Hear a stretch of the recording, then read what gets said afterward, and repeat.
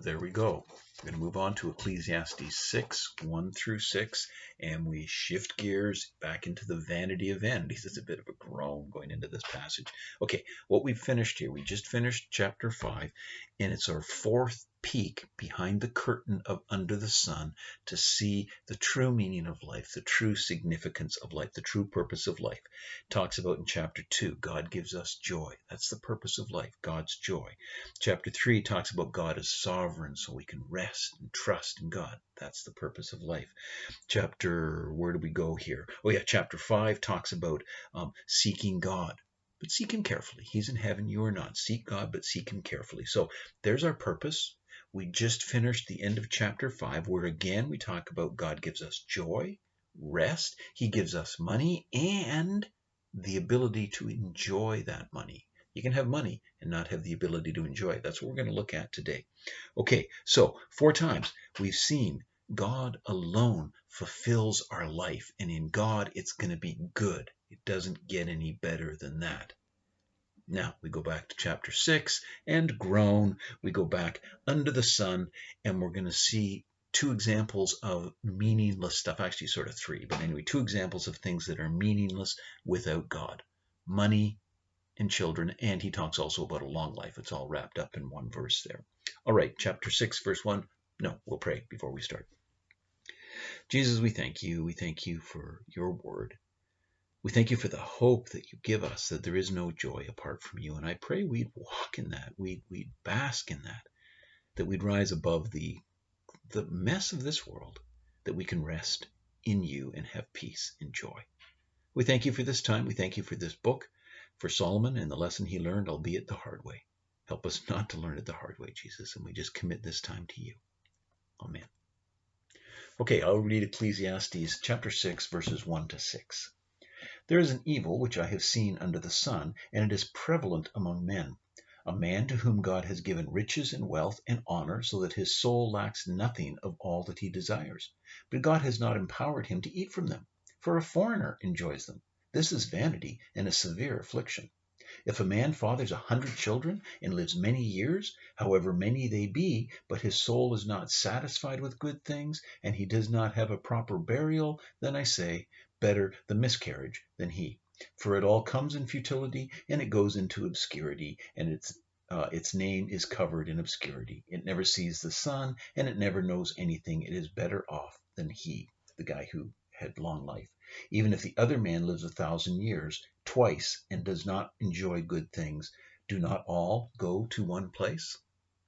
Good passage, lots of information here. All right, chapter 6, verse 1 says, there is an evil which I have seen under the sun, and it is prevalent among men. Koheleth here, he's back under the sun, and he's talking about what he has seen. Okay, again, he's giving his lab report of his research. And what has he seen under the sun? He's reporting this, and he says there's an evil. There's an evil that I have seen, and it's prevalent among men. The word evil is used 12 times in Ecclesiastes. It's talking about all the wickedness that's just out there. It's par for the course there. It talks about being prevalent among men. A little hard to run with this translation. The word prevalent is the idea of common, or the idea of many, or the idea of mighty. And I think the idea of mighty is better. So there's an evil that is mighty among men. The same phrase occurs in Ecclesiastes 8, verse 6, and it says, it is man's trouble is heavy upon him. Some of your translations in 6, verse 1 talk about this evil that is heavy upon men. So his introduction to what he's doing here is he's saying Solomon has seen something out there. And what he's seen out there is everywhere. It's all over this planet. It's everywhere. And it is a heavy burden to mankind. So what is this heavy burden? What is this evil that's plaguing mankind? Well, we get into that verse 2, and clearly this evil that is plaguing mankind is to not understand, to not grab hold of what we just looked at in chapter 5, where receive his reward and rejoice in his labor. This is the gift of God. To go through life without God is an evil burden upon mankind. So that's what he's getting at here. All right, verse 2, it says, a man to whom God has given riches and wealth. Same phrase is in chapter 5, verse 19. God gives riches, which is money, and wealth, which is stuff. This guy's got everything here, but notice God gives it. You didn't earn it. We talked about that last time. God may have given you the ability to earn it, but God gave you that. Where is it here? 1 Kings 3:13. This is what God said to Solomon.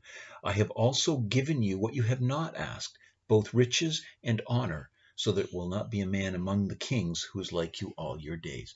God gave Solomon his wealth. God gave Solomon his prestige. God gives it. You didn't earn it. God gives it to you. Okay, so God has given him riches and wealth, and better than chapter 5, verse 19, this person has riches, wealth, and honor. Yay, he's famous. Okay, so he's got it all, and it says that his soul lacks nothing. He's got it all. Like Solomon said in chapter 2, verse 10, all that my eyes desired, I did not refuse them. I did not withhold my heart from any pleasure. This guy he's talking about here has the same thing. He's got it all. He's got it all. But, he says, God has not empowered him to eat from them. Chapter 5, we talks about God giving people wealth and empowering them to enjoy it. Here he's saying God's giving them wealth and he's not empowering them. He's not giving them the authority to enjoy the wealth that he's given them. So unlike 5:19, he doesn't have the authority to enjoy it. He's got all this money and he can't enjoy it. He doesn't have God working in him to do that. God alone enables us to enjoy life. That's the lesson of this book. God alone enables us to enjoy life. God alone gives us the meaning of life. We touched this first time in chapter 2, where it said here, where did it say? Who can eat and who can have enjoyment without him? For to a person who is good in his sight, he is given wisdom, knowledge, and joy. God gives all of those things. Now, notice here it says to a person who is good in his sight. You also have the same thing in the Christmas story where the shepherds, peace on earth and goodwill towards men, with whom he is pleased. What does it take to be good? What does it take to please God? It's not doing some kind of religious duty here. It's right here. What does it take for us to be the person who's good in God's sight? It says, Hebrews 11:6, and without faith, it is impossible to please him. For he who comes to God must believe that he is, and that he is a rewarder of those who seek him. Chapter 5 said, seek God. And now we're seeing that you're rewarded because you seek him by faith, not by doing religious duties. Okay, it's by faith that you're pleasing to God. It's by faith that you're good to God, and it's by faith that he will reward you when you come to him by faith. All right, so this person has not been empowered. He has no faith in God. And the second thing is he can't enjoy the fruits of his labors, but it sort of doubly sucks here. It says a foreigner enjoys them. His kids don't get it. His family doesn't get it. His friends don't get it. Some dude in another country or some dude down the street gets it. Well, that stinks. It doesn't say what happened here. Was it the tax man who got it? Was he lost everything due to COVID? We talked last time in Haggai 6 about put it in a purse with holes, or Malachi 3:11 where it talks about the devourer. Ecclesiastes 2:18 and 19. You can look it up on your own, but it talks about he died and the person behind him got everything. Luke 12 says, and I will say to my soul, this is the rich man, soul, you have many goods laid up for many years to come. Take ease, eat, drink, and be merry. But God said to him, you fool, this very night your soul is required of you. And now who will own what you have prepared? Okay, so what he's talking about here is somehow you lose all of this stuff, or you don't have the ability to enjoy it. Maybe it's through death, maybe it's because of the tax man. And Solomon concludes this verse by saying that this gathering all this stuff and not enjoying it is a severe affliction. I looked up the word affliction. It's the idea of disease. It's a severe disease. So, typical of what I do, I went through scripture to find out what is an example of a severe disease, and I found one. It's not very pleasant here. 2 Chronicles 21:15, it's King Jehoram. He was Ahaz's son. He married Ahaz and Jezebel's daughter. Can't remember her name. He was a very, very wicked king, and he was punished by God. It says this, and you will suffer, the prophet speaking against him, he says, and you will suffer severe sickness. There it is, severe disease. You will suffer severe sickness, a disease of your bowels, until your bowels come out because of your sickness day by day. A little bit at a time, he turns himself inside out in great pain. He did not have a dignified burial, and he had a very, very painful death. That's what he's talking about here. All right, the second thing. So first thing is God gives you lots of money. He doesn't give you the ability to enjoy it. The second sort of example here, verse 3, if a man fathers 100 children, that's a lot of kids. And so he's got lots of kids, big happy house, busy, and it should be a thing of joy. 100 kids, I'm not sure about that. Okay, Psalm 127 says, behold, children are a gift of the Lord. The fruit of the womb is a reward. If you're coming to God by faith, 100 children will be an incredible blessing. Yes, it would be crazy, but it would be a blessing, and it would be full of joy. For someone who is not coming by faith, 100 kids, he will not enjoy them. God will take away the power of joy from that. And then it says he lives many years, however that may be. So he's got lots of kids, he's got lots of money, he's lived for a long life. And it says his soul is not satisfied. He has no soul contentment. His soul is not satisfied with the good things. He doesn't even have a proper burial, like this guy who turned himself inside out. He's got no one to mourn at his burial. Empty life, empty death. That's all he's got. And then he concludes here. He says, it's better to be a miscarriage than him. Better to have never lived, better to have never been born than to have lived an empty, unfulfilled life.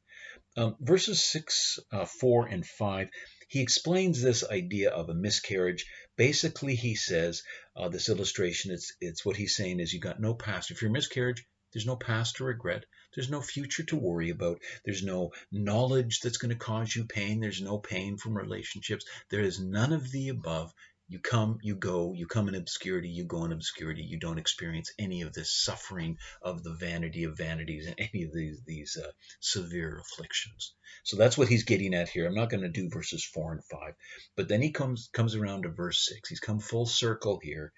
And Ecclesiastes 6, verse 6.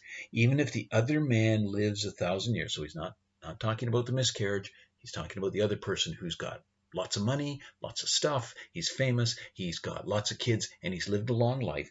Even if he lives 1,000 years twice, yeah, that's pretty old, and does not enjoy the good things, do not all go to the same place. So here's the person he's talking about that hasn't got the lesson of 5:19. Rejoice in his labor, it is the gift of God. There are people who don't get that lesson, and they're out there working hard to try and get money and find the meaning of life. And he says, if you're not enjoying your good things, you know what you got to look forward to? You're going to die, and you're all going to go to the same place. Those who come by faith, they will go to heaven to be with God. Those who do not come by faith and they busy themselves on this planet, they all go to the same place. Go to Psalm 17 here. It says this, Psalm 17, 13 to 15. Arise, O Lord, confront them, bring them low. He's talking about the people that are attacking him. He says, from the men of the world whose portion is only in this life, and whose belly you fill with treasures. They're satisfied with children, long life, lots of stuff. They leave their abundance to their babies. As for me, when I die, I shall behold your face in righteousness. I will be satisfied with your likeness when I awake. The righteous, those who come to God by faith, have meaning in this life. We have joy and peace in this life. And when we die, we get to look at Jesus face to face. That's wonderful. These other people, when they die, this very night, your soul is required of you, and they die and they go to hell. Now, hell is not presented in Ecclesiastes. It's just talking about going to the place of the dead, to Sheol, to the grave. But by the time you get to the New Testament, we've got a bigger picture of what happens when you die, and it's heaven for those who have faith, hell for those who don't. All right, so this point's getting hammered home again and again and again in the book of Ecclesiastes. Work hard for your money, for your wealth, for your fame, whatever it is. You work hard, kids, grandkids, long life. If that's all you've got, you're going to end up in hell. Your life will be empty. It'll be meaningless. Or work hard at what God has put in front of you, recognizing it's coming from God. Be thankful, eat, drink, and rejoice in what God is doing. Rest, and when you die, you will get to see Jesus. So remember the lesson of 5:19. It says, rejoice in your labor. This is the gift of God. So go and enjoy the gift of God. And I know it's hard on this planet to do that. Read Philippians 4:11 again. We did it last week. All right, bye.